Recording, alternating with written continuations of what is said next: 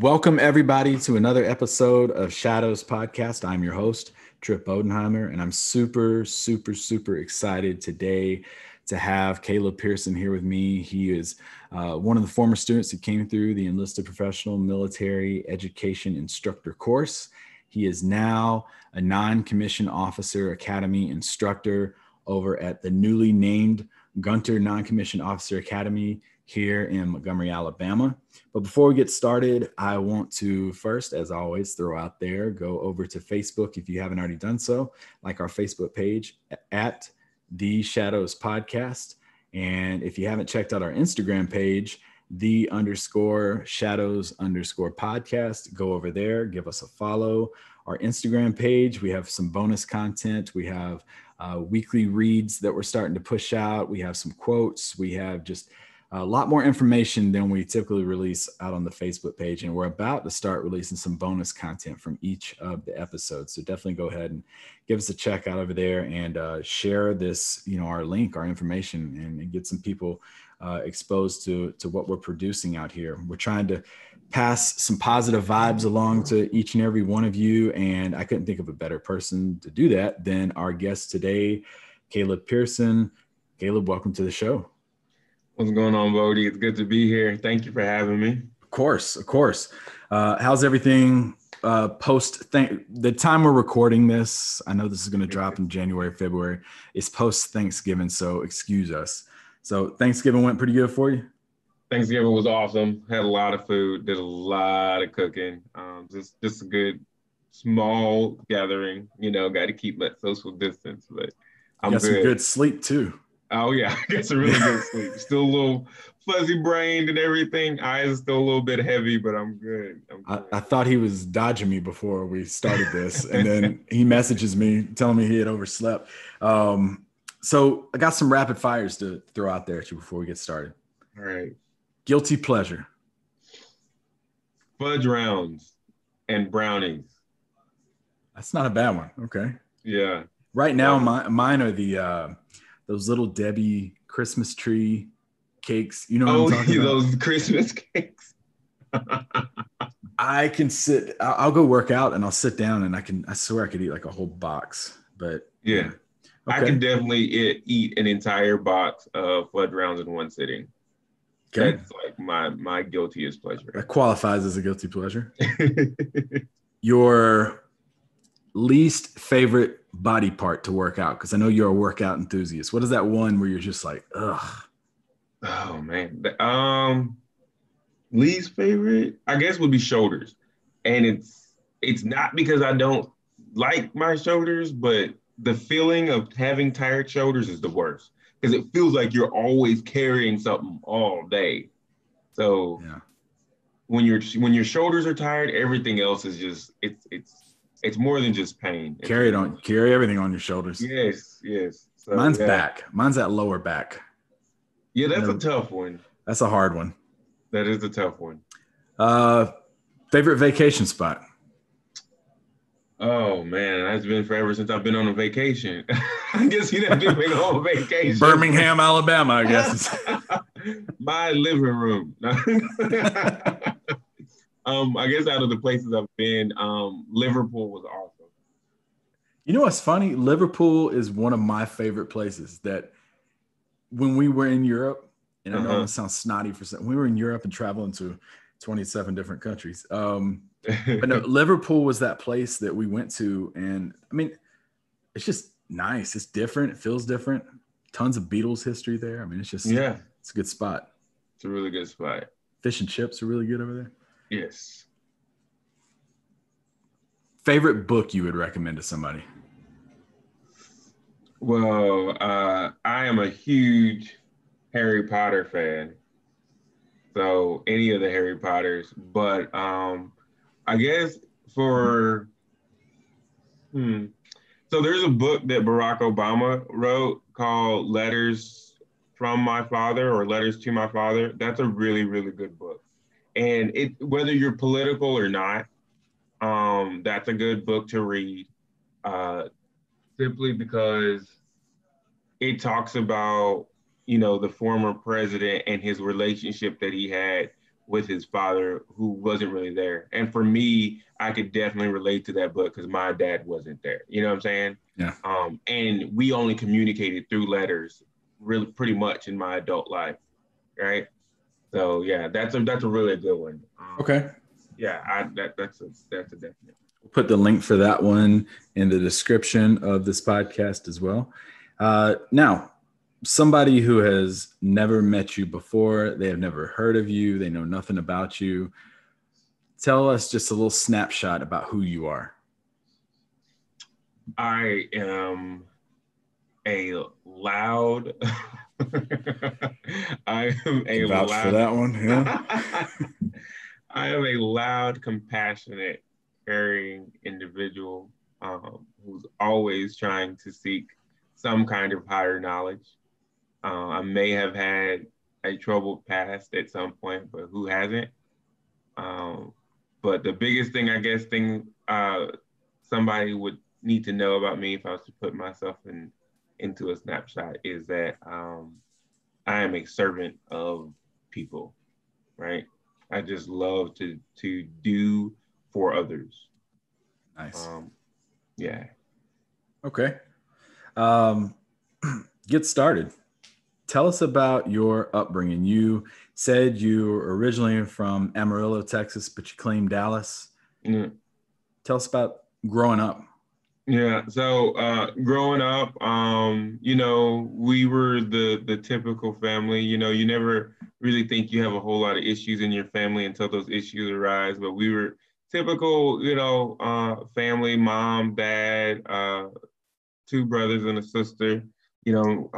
My twin and my older brother, and then my older sister. And as a young kid, at a young age, everything was cool. Everything seemed cool. My dad was a preacher, so we were always in church. You were those PKs, preacher kids. I think there's always this stigma about PKs, and that they're going to be troublemakers. But we were Baptist and everything, but it wasn't.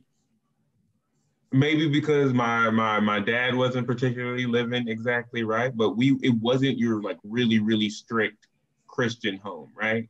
I didn't feel held back from anything or sheltered or limited because of my religion or because of my dad's involvement in the church. Didn't really feel that. The one thing that was cool though is that because we were I guess the first family in the church, there was always others reaching out, ready to help us if we needed it. So, but growing up, I was the weird one, you know, two brothers, a twin and an older brother. My older brother is a spitting image of my dad, and my twin, Jacob, he was one of my dad's favorite because he was just strong. He was a strong baby and just a strong kid, right? Which one's older? I'm older by 13 minutes. Yeah. And I'm sure you let him know that. He knows it. Every birthday, he knows it. I definitely make sure he knows it. He hates if I call him little brother. Oh, he hates that. Let me pause this real quick. Okay. That'll be fine. It's first time somebody's ringing a doorbell while I'm sitting there doing one of these. All right. So I'll cut that last little piece, but I got what you just said. Okay. And then you said your other brother is 11 months older than you? Mm-hmm. Just 11 months older. And so a lot of people thought that we were triplets, even though he doesn't really look like me and my twin. He looks just like my dad. But because of that closeness, we're all real close, right? Real knit, tightly knit, because there's only one grade between us. For 1 month out of the year, we're all three the same age.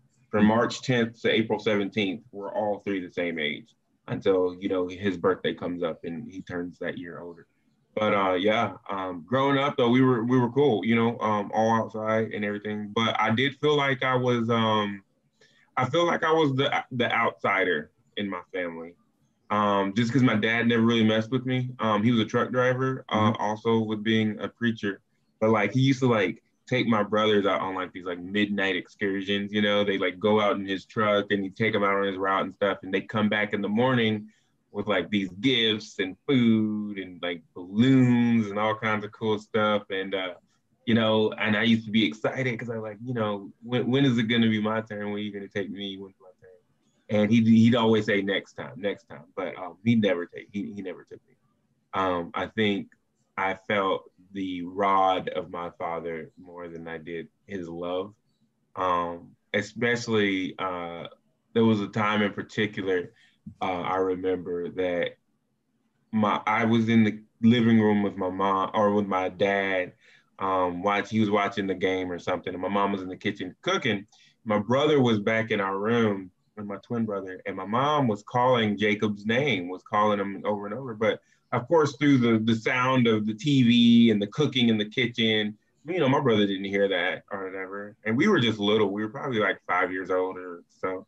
I'm sitting there on the floor playing with my toys, and my mom's calling my brother's name. And of course, he's not answering. And then all of a sudden, I feel this really, really, really sharp, like, pain, like, on my backside, right? And I'm like, what's going on? And I immediately start crying. And I look up, and my dad's like, boy, you better answer when your mama's calling you.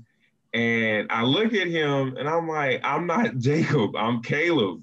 And I mean, that like took him back because he didn't even know which one I Wow. was. But he didn't even apologize, right? I just ran over to my mom, and my mom made fun of him for not being able to tell which one of us was which.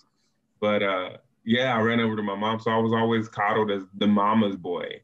But that's because my dad never really messed with me, and I didn't find out why until I was an adult. What did you figure it out it was? Yeah, so I asked them through letters when I was trying to get back in contact. I asked them, why didn't you really mess with me? Why was I always left alone? Mm-hmm. And he just said I was weird. I was a strange kid. And he was like, because you were strange, I didn't know how to deal with you. So I thought it was best for you to just leave you to your mother. So. How'd you feel how did you react to that? It answered a lot of questions because I knew I was a strange kid. My mom thought I was special. She had me tested, but I was just bored. I was special in that I was intelligent, right? Mm-hmm. I was bored, so I made up a lot of my own stuff. I spent a lot of time by myself because I needed some kind of stimulation. But when my dad answered in that way after asking that question, I didn't help bridge anything. Yeah. Right? Because I'm your son, right? And you didn't really do anything to mess with me because you thought I was strange. And I've always been a different person. So that just kind of played a little bit into, okay, so maybe there's a reason why other people aren't really messing with me, right? Or why other people keep their distance or something. So, yeah. Probably had to mess with your psyche a little bit too. Mm-hmm. Yeah. I was like, am I weird? Am I strange? Am I too weird for other people or whatever? So that was definitely something that I had to grasp and come to terms with. The whole point of that conversation with me and my father over the course of several letters was to just get answers, right? To get questions answered, because he wasn't there from the time I was like 5.5 or 6 or whatever to my adult life. He just was gone, was absent. A large part of that he spent in prison, and those letters were prison letters, right? Was me writing my dad in prison, where I knew he was in a place where he could not read my letters. I mean, he could choose not to, but what else are you doing in prison? You know what I'm saying? So, yeah. Mm-hmm. How's your relationship with him today? Things are good. Things are better.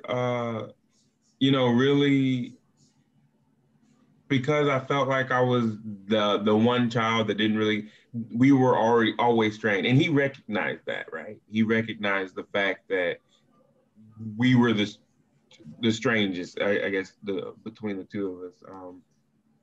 But now it's like the opposite. I was the first one in our out of my brothers in our adult life to like reach out to him, and I actually went and visited him while he was in prison, and now he's out. And he actually came and saw me, one time. I have his phone number. I call him Dad. I used to just call him by his first name, Yeah. or I used to call him Father because I feel like anybody can be a father, but not everybody can be a dad, right? Hmm. And he wasn't. He wasn't a dad. But our relationship is okay now. I've kind of taken a step back too because, and I guess we'll talk about this later, but because of him finding out who I am and what, I do or whatever, he didn't express anything about that, but his brothers, my uncles did, right? Wanted me to drop my name. Yeah. So, but no, we're good. I need to call him, tell him happy holidays. There you go. Call him right after this. Right. Hey, I was just thinking about you. Just want to give you a call real quick. Yeah. Sometimes I don't want to talk to him because he's a preacher. So it's not a conversation, it's a sermon. And I'm like, I don't need you to preach at me. Like, can we just have a conversation? Yeah, So you've mentioned your siblings, you mentioned your father. Tell us a little bit about your mom. Oh, my mom's an incredible person. I think I get my brain from her. I look a lot like my mom. Me and my twin, we get our looks from my mom. My mom, this is crazy because my mom used to smoke like a chimney, right? But my mom has the straightest, whitest teeth of anybody I've ever met in my whole life. She's just got this big, huge smile, and I think I get a lot of my personality from my mother. I think I'm definitely a mom's boy in that sense because she's super smart, very intelligent, a very caring and kind person. Just like me, she'll talk your ear off, right? But she's always indulges in deep conversation, and she has the gift of gab. She can give a speech. She can inspire people to do so many things. And my mom wasn't like this uppity person with this crazy Ivy League, education and stuff like that. Not that she couldn't. She's very smart. She was the valedictorian in high school and stuff, and wanted to go to college. But she wanted to go to college out of state, and my grandpa wouldn't let her. But she had my sister at a young age. She was 20. I mean, that's not like super young, but it's still young for somebody who has like ambitions and stuff. And then 6 and 7 years later, had me and my brother. But my mom's resiliency is incredible through fighting with my father. I mean, not just verbal altercations, but physical altercations. And my mom's ability to bounce back from the very bottom is one thing that I love about her most, and one thing that I want to try to emulate the most, is because she's definitely been through the fire, and has come out on the other side. I love my mom to death. Love her to death. Nice. So you talked about growing up in Texas. You said that talked about a relationship between your parents, your siblings. What were some of the struggles you went through throughout your adolescent years? Yeah, so for a little bit, and I just thought about this. So my mom, I talked about my mom and my dad having a physical altercation, and one of those altercations, I was injured. My dad had picked up one of those metal folding chairs, Oh yeah. and I was walking across the room, and he chunked it, and it like hit me right in the leg. Yeah, and for like 6 years or so, like I didn't have like a really really noticeable limp, but you could tell like something was going on with that leg. Never went to the doctor or anything about it, but I'm fine now. But that was definitely that left a deep psychotic scar, right? Yeah. And I had this view and that changed my view of Black men, right? I was afraid of Black men because my dad was this. He's a big guy. He's a muscular guy, about 6 feet tall, and loud voice just like me. Very big, charismatic, and but that scared me, So Yeah. but so that was one thing that I had to go through. in my life. And then, my mom, she remarried, and she remarried a woman, my stepmother, and I call her mom. I love her to death, Becky. And that's a two-part struggle there, right? Because we were living in we were living on the south side, or the north side of Amarillo, uh, where the complexions are a bit darker, right? A lot more people that look like me. And then whenever we moved over to live with Becky on the south side, she had more money. We were the black population, so now we're joining this family. They're all white. There's two stepbrothers, quite a bit older than us, but one of them still in the house. So learning to live with that, and also the adjustment of my mom being with a woman coming from our Christian background was difficult. That was hard, you know. Yeah. Um, And this was what, mid 90s as well? yeah, mid 90s, like fourth, fifth grade, and kids would talk or whatever, and we would just say, she's a family of the friend, or a friend of the family. But people knew, what I mean, because but back then in the 90s, it's still very discouraged, especially in Texas. A bit, it's the Bible Belt, right? Yeah. It's like unless you're in Austin. But it's the Bible Belt, and we were raised in the church and stuff, and little by little we stopped going to church because I'm sure my mom was getting whatever things thrown back at her. Plus, Becky was Catholic, so we were Catholic for about a year and a half. So that was a big adjustment. Um, so yeah, that was definitely some things, some challenges that I had to face, that we had to face growing up, is accepting the life that we were now a part of, but also continuing to love my mom as much as we did. That didn't change anything about how much we loved her. But my relationship and stuff with Becky is really good. But with my other brothers, it wasn't always that great. That's what I was going to ask, is how did they react to it? Yeah, it wasn't always that great. There was a point towards the end of our high school career where we were kicked out of the house because it was an issue between my older brother and Becky. And and again, my mom had to try to find a way, and she did. But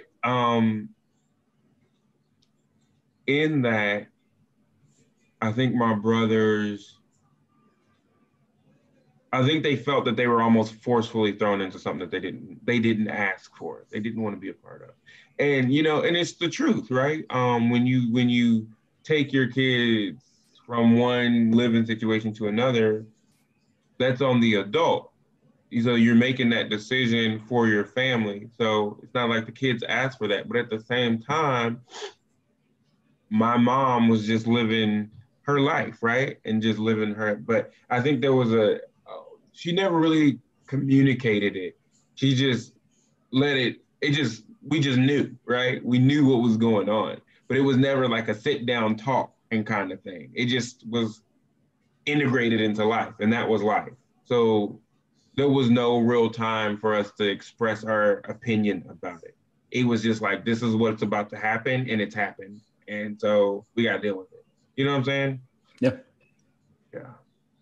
What what kind of racial issues did you have to deal with growing up as well? Yeah. So, especially after we moved to that side of town, and we were the black population, man, I've probably been called every name in the book, right? Darky, Blackie, Midnight, Chocolate. And the funny thing is they think it's funny. They think it's cute, and they think, oh, he's gonna laugh along with it. But it's rich. You do laugh along with it because you don't want to be the person that nobody likes because you don't get their jokes. You know what I'm saying? You know what I'm saying? Mm-hmm. But in deep inside, like, that's offensive, and I don't like being called that, right?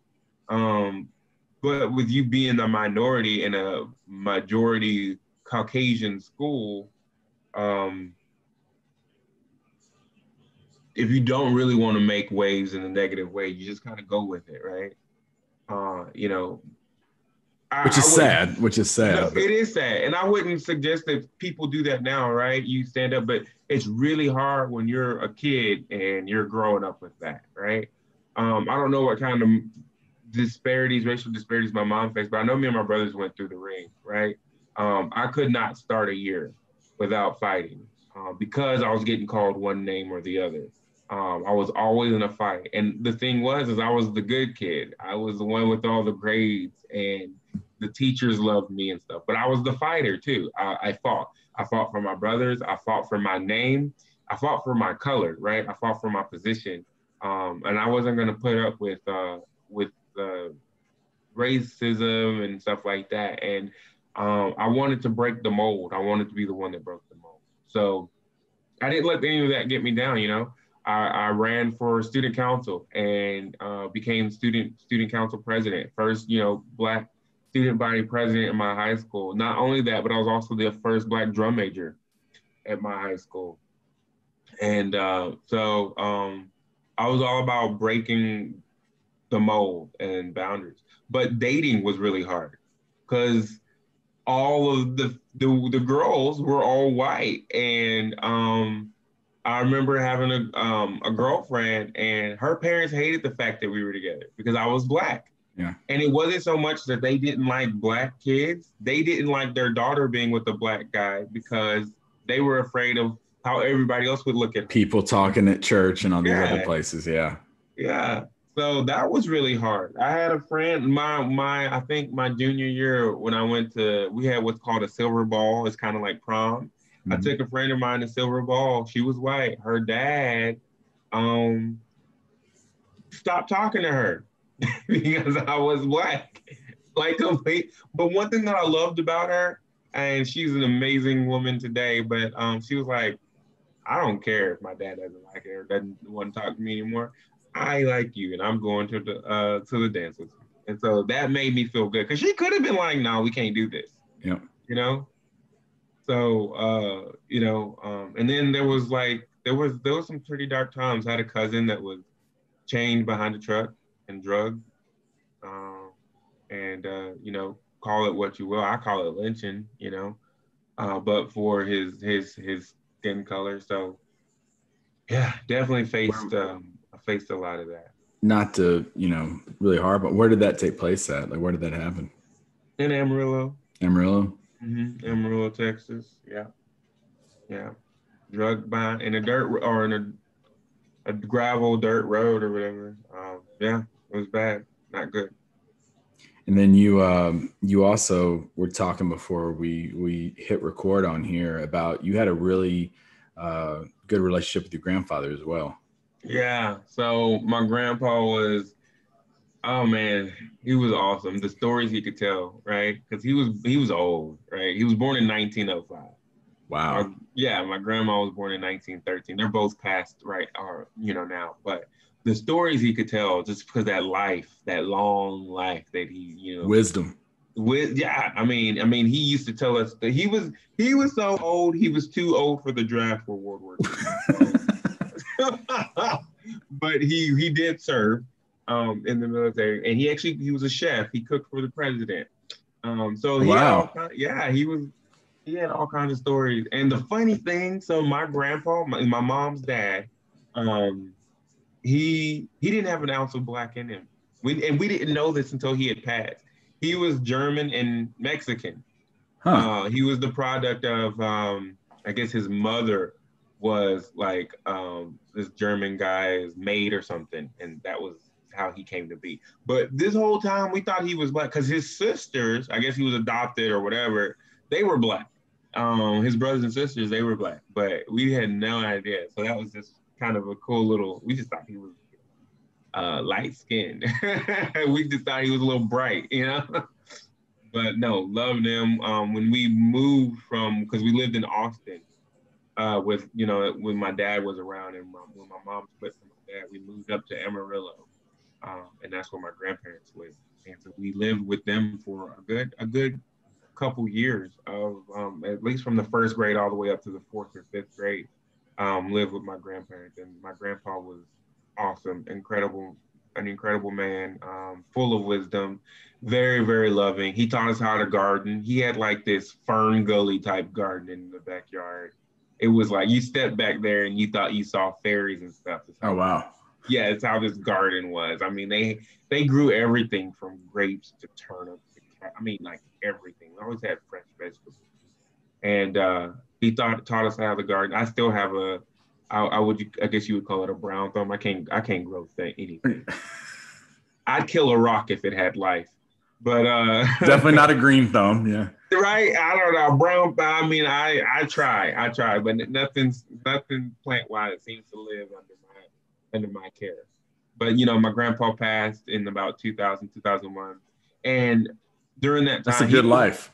Yeah, it was a good life. But he was that father figure that was around. So that's why we were so close with him. And so we took that really, really hard. He was our father figure because it was before my mom had remarried. So it was tough losing him. Very tough. I like to always talk about these people that make such a huge impact on our lives, and at the time we may not necessarily see the lessons they're teaching us or something that they've said to us, and then you catch yourself way down the road doing something and you're like, oh my gosh. Like for me, I've told the story on here before, my dad would sit me down on the steps when I would get bullied at school, and he would talk to me about something. And then 20 some years later, when I haven't talked to him, I would do something. I would catch myself. I'm like, that's what he taught me. That's what he was showing me. What's that one thing that you think your grandfather passed along to you to where you see it in who you are now? So I definitely see that whole stand up for yourself kind of thing. So my grandpa, even in his old age, my grandpa was quick to like step in front of what needed to be protected and take the brunt himself. So it didn't matter. Like, if there was ever anything going, like if we were being ridiculed, or I remember there was a time that my grandpa would always take us to go get candy on Sunday, and it's whenever like you can get candy for like a penny, right? So he would give us each $5, and we would just load up on candy. And I remember he took us, and I mean, this is an old man, he gets out of the truck and stuff. And I remember my twin, there was this guy that was like grabbing at my twin, like he kept on saying, like, little boy, come here. I think he was special or something, but this was a younger guy or whatever. But like, and my grandpa had a cane. He wasn't a fast moving man, but he was real quick to jump in front of that and get in between that to protect my twin, to protect my brother, and just quickly huddle us behind him. I mean, like, it was fast. So one thing that, my grandpa always told us is to just never be afraid, like no matter what, even if you're about to get your butt whooped, right? Stand up for what you feel like you need to stand up. Protect those things that you value. Because that's how you preserve it, right? That's how you preserve value, you preserve loved ones, is when you're willing to sacrifice yourself for that. So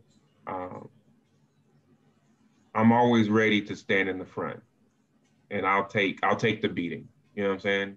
I'll take the beating. I'll take the lashing if it means that I get to preserve you. If it means that I get to preserve what I value. It's good advice for a leader, for any leader. You know you're about to take a tongue lashing, but it's for what's best for your team, or it messed up, but you're in the leadership position. That's good stuff.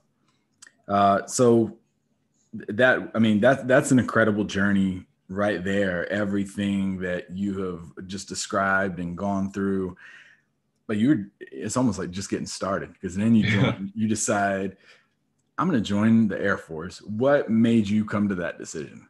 So I actually didn't even be like, I want to join the Air Force. Like, so I was, it was my summer semester of college, right? I was Where were you going to college at? Baylor University. Okay. Yeah, and I was just like, I mean, I wasn't really doing all the great stuff. I did all the good stuff in high school. Never skipped. I think I skipped class once to go play in a pool tournament, and then I felt horrible about that. Ooh. But right, but because I was very involved in school and all that kind of stuff. And my Baylor, is that grades, Waco? yeah. Okay. Yeah, Waco, Texas, and my grades were great and stuff. But a friend of mine, a good close friend of mine, Michael Freeman, he was like, "Yo, I'm joining the Air Force. You should join." I'm like, "What am I joining the Air Force for? I'm going to college or whatever." But I wasn't really doing the best thing, right? I was not I was tired of playing by the rules, so I guess that was my rebellious stages. So I was like, okay, maybe I can play. PK, rebellious right, PK. Finally living up to that PK. But no, he was like, I was like, well, I'm not joining, but I'll go with you to go talk to the recruiter if you want. If you need that support, I'll go with you. He's like, okay, yeah. So I go with him, and we go to talk to the recruiter, and the recruiter knows he's got him locked in, right? But now he's focused on me. And I told him straight up, I'm like, I have no interest in the military. I don't want to join the Air Force. I'm going to be a doctor. Or I don't know what it is I was going to be. But I was like, I'm going to college. I'm good. And then he started talking and he was like, you can join under the buddy program and it's only for this many years and blah, blah, blah.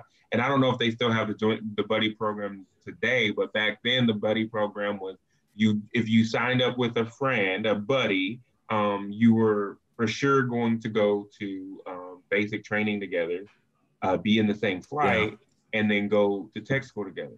Where you went from there didn't matter, right? Because then you're pretty much in control of your career from that point. But so he's like, y'all, it's I guess it's an easy way for people to transition to military life and not having to do it on their own.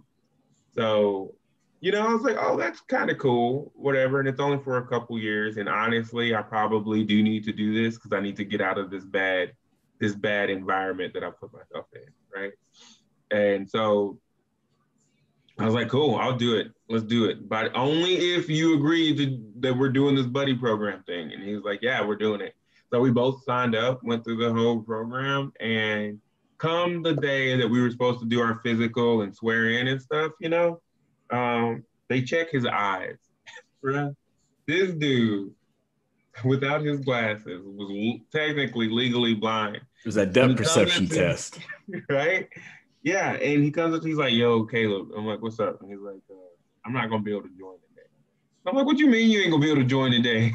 He's like, yeah, my eyes just aren't good, and they're not going to allow me to join my eyes like this. He was like, but I'm going to have LASIK, and I'm going to join later. And I'm like, well, I'm going to join later too, right? Because I hadn't sworn in yet. I was like, well, I'm going to join later too, because, we're supposed to be doing this buddy program thing. And he's like, no. You should still do it. You should still join, and I'll just meet up with you in like a couple months or whatever. I'm like, nah, I don't know, man. That sounds kind of fishy. And he's like, nah, you should just do it. And I was like, well, I'm here. I've been through the whole thing. I'm actually kind of excited. I like the job that I'm going to have. Let's just do it. So I swore in. 15 years later, I'm in the Air Force, and he still has not done it. Isn't it funny how that works out? Because I remember I was at Red Lobster making salads one day, and the guy was like, yeah, I'm going to the recruiter's office. You want to come with me? I'm thinking about joining the Air Force. And I was like, yeah, I'll roll up there with you. And then 11 years later, I'm in the Air Force, and he is not. He never showed me. Yeah. And I'm like, and I hit him up like, right, are you joining or not? And it was funny too, because I think for like the next 3 years, he was like, yeah, I'm still going to join. Never did. And then we just kind of like stopped talking. Every now and then, he'll comment or something on my Facebook, but we stopped talking. We don't really talk anymore. Yeah, that's how I came to be. Well, speaking of that PK image that you had, talk about that. You had a little alcohol incident. Yeah. So the Air Force knows that because I had to call the Air Force or whatever. But I was rebellious. I wanted to party. I wanted to. I think we partied like all the time. And it's before But basic, right? this is before basic. This is before the Air Force. Well, this was during the DEP program, the late entry program, right? So this is that summer. I knew I was about to go and join the Air Force. I just wanted to have fun. But in this particular night, I was actually a good kid. I think Batman Returns had just come out, right? And it was me and two friends of mine. We had gone to go see Batman Returns, and this was a Friday night, and we were going to go to the club after that, right? So I wasn't about to turn up yet, right? So we got done, but we went and ate at Whataburger, and Good I got call. That's a good ketchup. call. Yeah, right. We went and ate at Whataburger before we went home, or before we were going to go to the club. But I ended up getting ketchup all over my shirt, and it was a white shirt. And I'm like, man, we got to stop by my apartment real quick so I can change and get a new shirt. So I go to to the apartment, and of course, my roommate has thrown a huge party, like the dozen parties we had probably always had. Had thrown a big party, but I wasn't part of this party this time. I just wanted to go in and get a shirt out of the dryer real quick, and then I was gonna be right back out. So when I went into the apartment and I'm on my way out, everybody just starts rushing in, right? And I can't get out. And they close the door and they turn out the lights, and they're like, shh. I'm like, what's going on? And they're like, the cops are outside. And I'm like, well, let me out because I've done nothing, right? I just got spicy ketchup on my shirt. Right? I got into anything but get ketchup on my shirt. So I'm like, so let me out, right? So I can explain to them my situation, that I'm not part of this, and then I'm gonna go to the club. But they would not let me out. And the cops, they banging on the door. And then I'm supposed to be able to enter the home, but we were on the ground floor. Everybody is quiet. Nobody's letting me out. Nobody's letting them in. But somehow they're able to. We had like, what are those? I can't remember what those kind of windows are, but they go from the ceiling to the floor. And because we were on the ground floor, if the window was open, you could just step right into the apartment. And so through my bedroom, a cop had opened that window and stepped into the apartment and let everybody else in the apartment. And then they arrested everybody. So, which was super, super illegal, right? They didn't have a search warrant. That's a Waco thing. Yeah, they had that's a Texas thing. They had no cause. I mean, other than trying to figure out, I guess, who was loud, but they had no reason to enter the premises, but they did. I mean, they arrested everybody, and they took us all off to jail, and I got slapped with a minor in consumption of alcohol and a minor in possession, even though I did not have any alcohol in my system. They would not do a sobriety test on me. But then again, I'm a Black kid in Waco, Texas, and all the cops were, of a certain color and maybe a certain influence. I don't know. But I couldn't help but feel maybe that had something to do with it, because out of everybody that was arrested, I was the only one that stayed. I was the only one that was booked and kept overnight in a drunk tank with a bunch of other drunk people. And I was there for 8 days. 8 whole days. Yeah, in the system. I became that statistic, part of that statistic that says, I think it's like 1 in 20 Black men, I think it's even less than that now, will find themselves incarcerated before they turn 18 or by the age of 18 or something. And I was one of those. And I wasn't in federal prison or anything, but I was in jail for 8 days, did my time. And during that time, I call them, the first thing I do is, it's nighttime, so I have to wait till the morning. And this is one thing I love about my mom, is my mom is always ready to teach us a lesson when life happens, right? I had money that we had inherited from my grandfather in savings and stuff. I could have bailed myself out, but my mom didn't allow me to touch that, because she was always like, if you're ever locked up, you're going to do your time.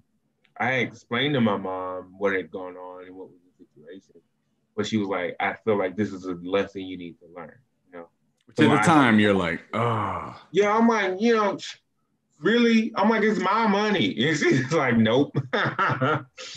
So, but I'm glad she did that because I think everything that I've been through up to this point is the person that makes me who I am. But called the recruiter. I was like, yo, I'm locked up. He's like, what? And I'm like, yeah, because I was supposed to leave, soon. And he's like, I'm like, well, so what does this mean? He's like, honestly, I don't know. I guess he was a newer recruiter or something or whatever. But he's like, I've never faced this before.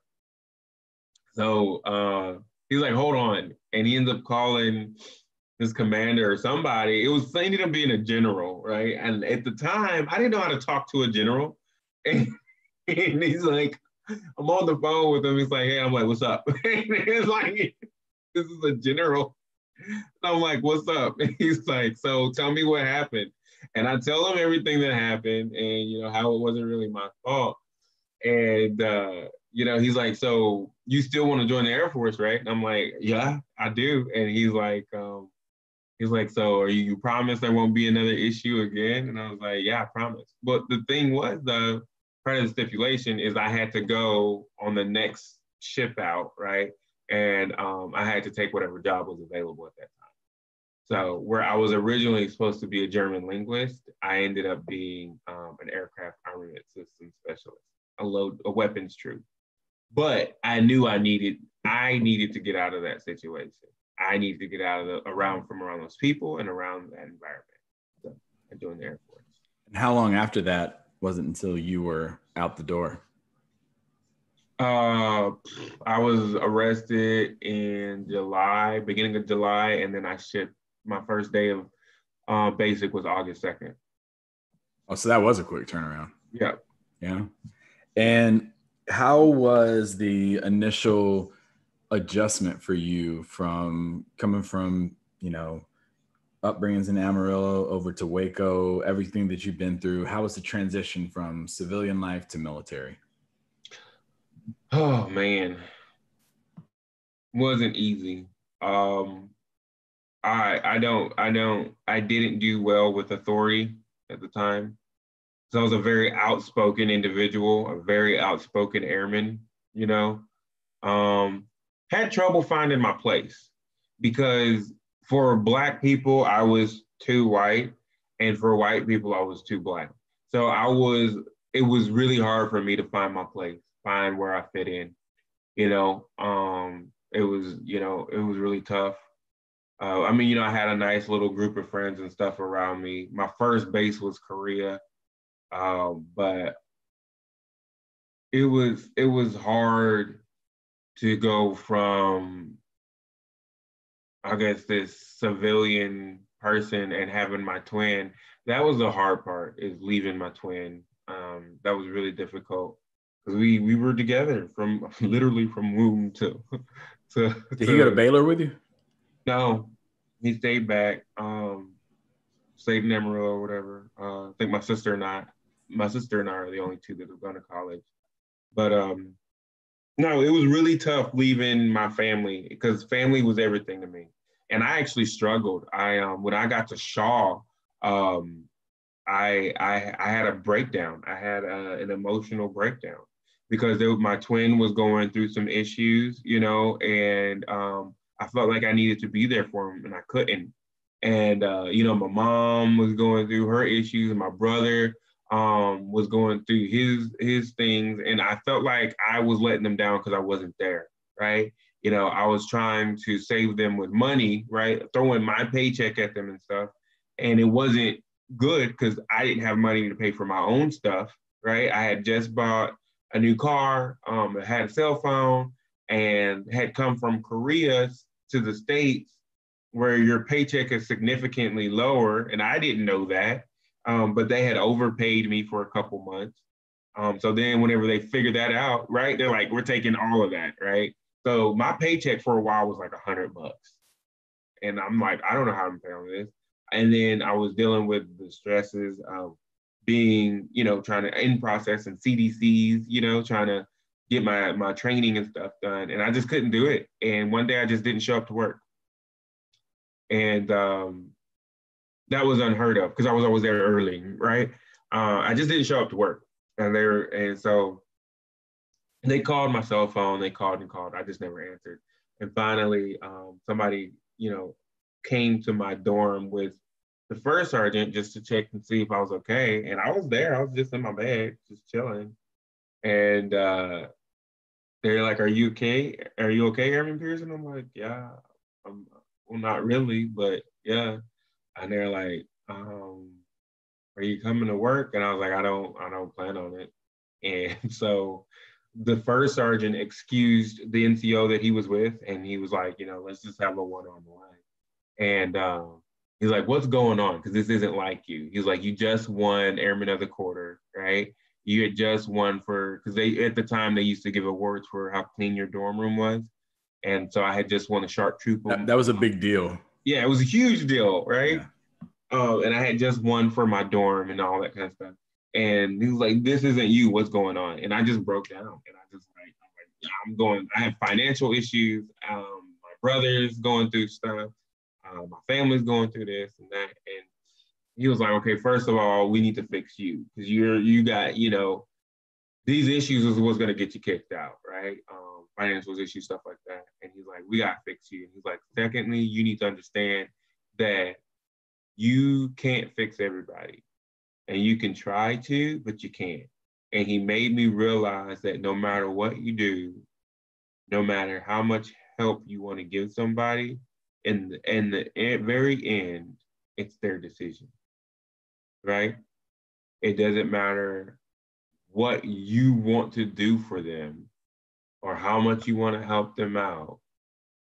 At the very end, what happens to them in their life is their decision, and there's nothing you can do about it, really, you know? But I know that sounds a bit grim or whatever, but it's the truth. And that's what helped me let go of feeling like I needed to do everything for my family, and especially for my twin. My twin's probably the only person that could shoot me in the back, and I would still get up and love him even more than I did before I got shot.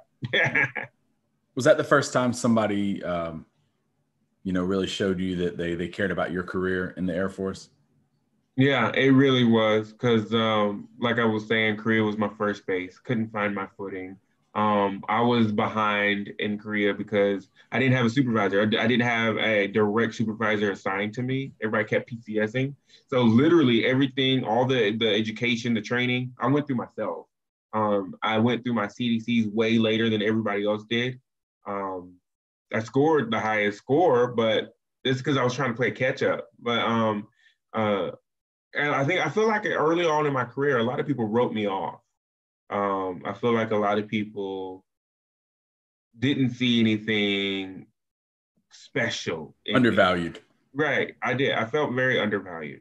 And so when I finally got there, I was like, well, maybe the Air Force isn't as bad. Whenever, this first sergeant came to me and he mentored me in that way. And I mean, I was back on my feet in like because of him, I was back on my feet in like 30 days, right? Still paying stuff and all that kind of stuff, but I was in the right place, moving in the right direction, building myself out from under that debt, and coming to grips with the fact that it's okay for me to love my family and stuff, but I can't do everything for them. So yeah, I would say that was the first time that I actually felt valued by a leader in my career. Yeah, mine was around the 4-year mark when I first felt like I was really, really valued. No, thank you for opening up about that and everything else up to this point.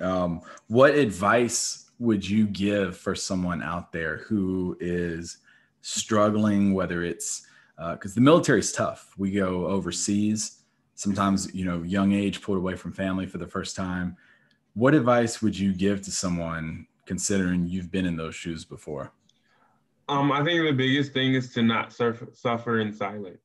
Um, if you're going through something, if you're experiencing something, uh, talk to somebody, whether it's a friend or a mentor or something. Talk to somebody because nothing you can't do it alone. You think you can, but you can't, and you just end up um, just getting deeper and deeper and deeper into whatever it is that you're in until it feels overwhelming. And that's when you have, unfortunately, that's whenever you have thoughts of ending yourself. or ending things in a certain kind of way or whatever. And the biggest thing I've learned was to communicate to others what I'm going through, because somebody's listening. Somebody's going to hear you out. Somebody cares. Um, Especially in the direction the Air Force is going now. I think so many agencies. yes, and I think this is probably the most empathetic the Air Force has been in years, right? We're moving away from that whole factory setting that You're in the everybody's military, toughen up. right, that everybody's just a resource for whatever use, that we're not human and we have feelings, we have emotions, we have problems. So yeah, that's my biggest piece of advice is don't suffer in silence. Go talk to somebody. Yeah. Talk to mental health. But this year, mental health was probably my saving grace for 2020. Really? Oh yeah, probably because my very first class, I lost a student. Yeah.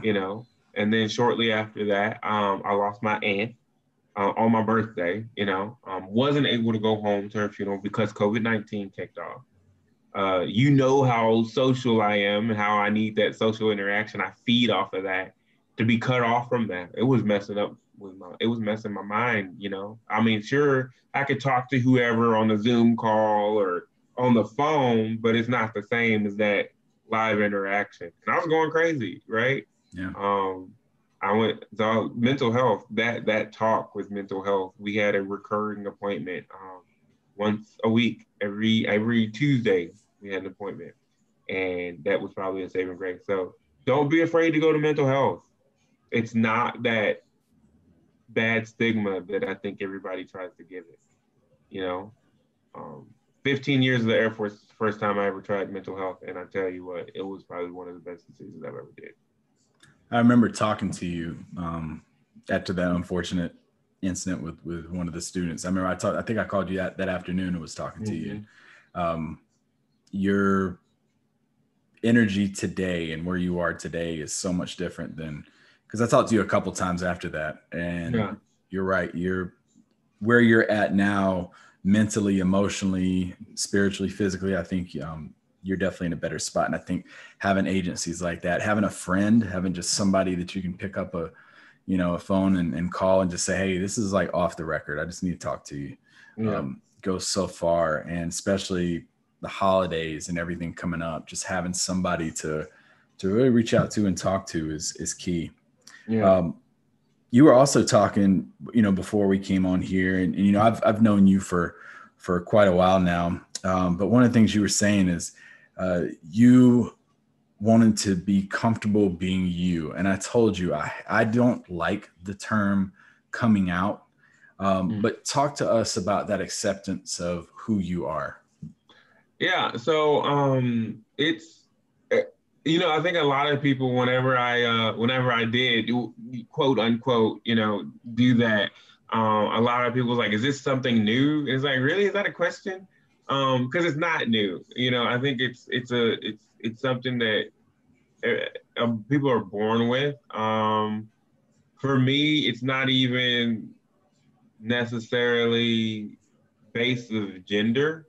I'm a people lover. I love people, whether you're a man, whether you're a woman, or whatever. If we have that connection, then there's the possibility for that intimate relationship, right? Um, and for me, I was married for about 4 years. It didn't work. I knew it wasn't gonna work, but I went along. It was one of those, I'm leaving, I'm going to Korea, we should get married kind of thing. We tried that for as long as we could, and it just didn't work. And then I had several relationships afterwards, but it wasn't until finally I met my fiance that I was like, love is what it is, and I realized that me being me and loving who I love and that all that kind of stuff, it didn't have anything to do with anybody else or with what anybody else thought or whatever. I didn't give a crap, really. It was just about me. And I was finally happy finally happy and finally happy with somebody else. And out of respect for him and respect for myself, I chose to do that. Not, and when I say that, I posted something on Facebook or whatever, and, and I was like, oh, you get all this. But it wasn't to get, widespread attention or whatever. Right. It was just for me to be like, hey, I'm accepting me, for not accepting, because it's not like I never accepted myself, and I wasn't never necessarily hiding myself, because if you really asked, I would have told you. You know what I'm saying? But my life and what I do in my life and what I decide to keep private is up to me. But um, I feel like, especially for somebody with my frame of thought and in my line of work, that transparency is very important. And if I'm going to tell you how to develop yourself, or how to, in a sense, a way to live your life, if I'm going to try to impart that upon you based off of myself, Yeah. what does that look like if I'm not being transparent? Yeah. What does that look like? Hypocritical. You know what I'm saying? Yeah.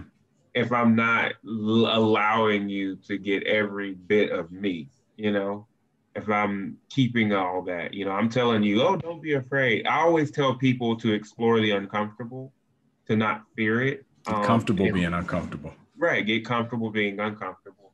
And how am I telling you to do that? But yeah, I'm not letting people, because I'm putting out an image of being uncomfortable with myself. You know what I'm saying? Yeah. I think you said something really important, because when you talked about the relationship that your mother had, and when that first ignited, how it was all about, everybody's going to talk, and, what are they going to say, snickering and stuff like that. And then talking about your relationship that you're in. And if you really think about it, I mean, if you like really sit back and think about it, you live your life for you, your life. And I think oftentimes as a society in general, we tend to follow trends, and we tend to follow what other people are saying, or what is acceptable at that moment in time, when in reality, we just need to live our lives. Yeah. And I know that may not be the popular thing to say, but I mean, that's the truth. We often tend to do what other people want us to do, or. Yeah, and that's very true. A lot. I mean, people, you want to fit in. I think it's human nature to want to fit in, and not to want. You don't want to attract that negative, ruffle feathers or anything like that. Right. And but at the same time, you want to be happy. I mean, I want to be happy, and I'm going to live myself to my happiness. Unfortunately, you're not. I think one thing that I kind of struggled with was letting my dad know, and that side, and that bothered me, and the fact that I cared what he thought, because he wasn't there. You know what I'm saying? So why should I have cared? But it wasn't even that fact. It was the fact that we were finally rebuilding something, and I didn't feel like it's not that I was afraid to tell him, is I didn't know how he would take it, and that reaction. Right. And that would cause him to go backwards, right? After we had just spent so long rebuilding 20 years of loss, between father and son. And it turned, he actually doesn't have much of an issue, but his brothers did, and actually had one of my uncles on Facebook post that I should probably just drop the whole Pearson name. Which, I mean, obviously that hurt. Yeah, it did, but it was laughable at the same time, because they were absent my whole life. They weren't there. Like, until I reconnected with my father, that whole side of my family, they just weren't there. Now they're popping up, like there's a lot of them, and they're popping up everywhere. And I love them. That's family, right? And my uncle was very supportive and everything at the beginning before he knew anything. But then he called me directly, and he was like, yo, this is wrong. And I was like, I beg to differ. But I mean, he was pretty much done and washed his hands, and was just done. And that hurt. But then again, I'm laughing because he ridiculed me in something. But yeah, nobody made an effort to be there for me. in the beginning. Nobody was ever there. So it's like, yeah, that's funny. You want to pass judgment on my life, and you never made an effort to be a part of it. So, you know, Well, one thing you're doing, serving your last name proud, is you are currently a professional military education instructor over at Noncommissioned Officer Academy over at Gunter, NCOA. And I had you come through the course. You were actually in my class. You drove me absolutely up the wall. For those who have not heard this story before, he was in my flight. I actually knew him a little bit before he came into the schoolhouse because he was already shadowing across the hallway. And my flight, Raptor flight, he already knows where this one's going. He came in there, and we do this thing in the course where we fib a little bit, but it's to talk about hitting the affective domain and, how would you feel if somebody lied to you? And Caleb took this really personal when he found out my little science project I was doing and lying to them intentionally. And he said he was going to rebel, start his own flight called not Raptor, but Pterodactyl flight. Yeah. It got 0 following because they all wanted to graduate the course and get their cookie and go off on teach. So he was on an island by himself. He'll say that he had like 2 or 3 people. But when they got around me, they changed their tone. But but no, so he was awesome to have in there. He brought a ton of positive energy to the class. And I'll say this not just because you're on here, because anybody can hear this episode, but there are few and far between in terms of instructors who are passionate about their job and are passionate about developing other people than you. I mean, I when I think of passionate instructors, you are definitely one of the few names that pops in my head right off the bat without even really putting any thought into it. What is it that drives you so much to be as invested in you are each and every time? Because this gets like Groundhog Day, going up there and teaching the same thing over and over and over. What's your driving force in that classroom? Oh man, and I've told my students this because, like you said, it's like Groundhog Day. It's repetitive. It's the same thing over and over. The curriculum is, but one thing that's not repetitive is the people. Yes, and I have to treat them that way. Although this may be my 10th time around or whatever, it's their first. And for me, I think about me being in their position and going into that classroom for the very first time. What would I want and how would I take it depending on what was the initial start, the initial mood setter and energy and all of that, what would I want from my instructor in order to find value in what was being presented? And for me, it's relatability. It's the fact that I am human and that you recognize that I am not just another number that's coming through your classroom and sitting behind a desk and getting curriculum fired at them, that I'm human.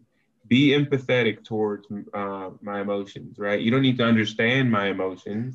You don't need to understand why I'm happy, sad, irate, but recognize that I have that. And so it's basic human decency that drives my passion, and I would say compassion for other people. And then on a large part is I'm also expecting to get a lot out of them, right? Yes. I believe that when you meet somebody, it's a two-way thing. You're meant to give something and receive something. I have an opportunity to receive, depending on how big the class is, on average right now, we're like 16, 17 students. I have an opportunity to receive 16 or 17 new experiences, new outlooks on life, new perspectives, new lessons, new ideas, right? New friends, new network. I have that opportunity every time I teach, I teach, right? We've done we're in like our 4th or 5th virtual class or whatever. You multiply that times whatever, that's all opportunity. That's all human connection. That's all potential for learning and growth.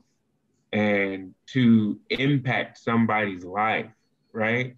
And I tell my students all the time is you came in here as an NCO. I didn't give you that. I didn't make you a non-commissioned officer. You did that on your own by earning that rank, right? But what I am offering you is tools and the ability to develop yourself and to develop those who are going to come after you, right? I'm offering you not only to leave here as an NCO, but to leave here as a leader with the skill sets and the tools to upgrade themselves and those around them. So take it for what you want, right? But that's what I'm offering. That's what this course is about to me. And that's what it's about with those individuals. That's why I care so much. And that relatability is big too, because oftentimes you go through these courses, and not just military, but any course you go to take. And if you come off superior or, on a high horse compared to everybody else, you've lost them. You got to have that relatability immediately. Yeah. I think that is so, so important. And for those of you out there who are not familiar with either how we do professional military education, or for the people who've never really peeked behind the curtain to it, I like to compare it to rock stars. And you have to get up every class. It's like a different tour. You have to go up and you have 20 different dates where you're performing your best song, your best material, and you got to bring it for every single one of them. And then after 20 days of being on tour, that class is done. And then you're firing up another tour bus in about 2-3 weeks, sometimes, a month, but you have to perform those same songs all over again. But somebody has bought a ticket to be in attendance. You have some new student who's never heard those before, and you owe it to them just as much. And it gets tough after. I see a lot of instructors really struggle after 3 years or even 2 years of just being burnt out. But it's all about, like you said, going in there like, this is an opportunity to grow and learn from them and for me, because I learned more from other students than based off student experiences than I had my previous 6 or 7 years in the Air Force altogether. Definitely. So just to kind of, wrap this up, I think this has been phenomenal. I think we have gotten so much great information. I have to throw one thing out there. You mentioned Whataburger earlier. Yeah. Whataburger, or let's have this talk for a little bit. Whataburger or In-N-Out? Oh, I'm a Whataburger, just because In-N-Out wasn't around as much. But I know people are probably gonna say, "Well, he's from Texas, of course." It'd be Whataburger for sure. Look, I've been to both, so I can speak on it. And In-N-Out is the most. And I don't care if y'all unfollow me, unsubscribe, never listen to another episode again. In-N-Out is the most overrated burger chain restaurant out there right now. I'm gonna give you that. Yeah, I agree. I'll agree. I had to vent. Sorry. Yeah. It's the first time I've really snapped on this show. Is that what that was? Calm down, man. Calm down. It's okay. This was going so good, and then I got fired up, and I started it too. That was the thing. But no, some final things for you. 20 years from now, actually, no. 50 years from now, when your legacy has been passed down from student to student, supervisor to supervisor, what do you want people to say about you? I want people to say that I cared. That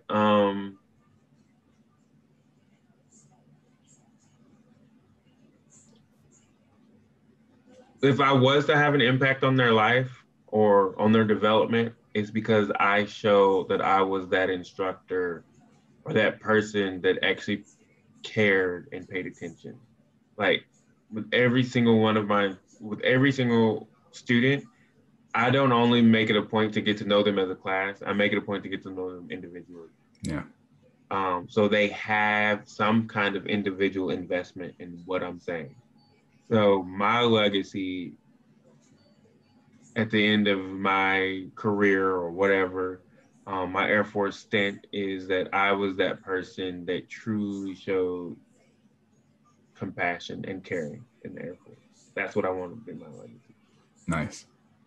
And what advice would you give to anybody, whether it's racial issues that they're struggling with, sexuality, any of that stuff? What would be your advice for someone who just is really feeling the wrath of others with that, or coming to, how should I word this? What advice would you give people who are struggling with uh, inequality issues? You are special. You have influence, you have impact, and you have your own life. And you can't spend your life living it for others. Um, no matter what, you got to check your happiness first. And if you're unhappy, you got to work on that and find out how to make yourself happy. And it's different for everybody else. But really, if it's something that you fear that is holding you back from something, really examine and try to figure out why you fear it. Just like we were talking about, right? Get Mm-hmm. comfortable with the uncomfortable. And I think that's the majority of what gets in people's way. And that's the majority of what drives racism, hatred, is fear. Yeah. Uncomfortable, right? You're uncomfortable with it. So find out what it is that makes you uncomfortable. And once you find out that it's not going to do you any harm, that right there, that is the freeing thing. Because literally, that's what has freed me the majority of my life. It's finding out that I have nothing to fear, that Yeah. it's not going to bring me any harm, and that I'm just going to live my life. If I make you mad along the way, oh, that's your choice. That's your energy that you chose to change, not mine, right? And if Yeah. I'm not hurting you and I'm not hurting myself, then we're good. Awesome. And final words. What final words you got for everybody out there?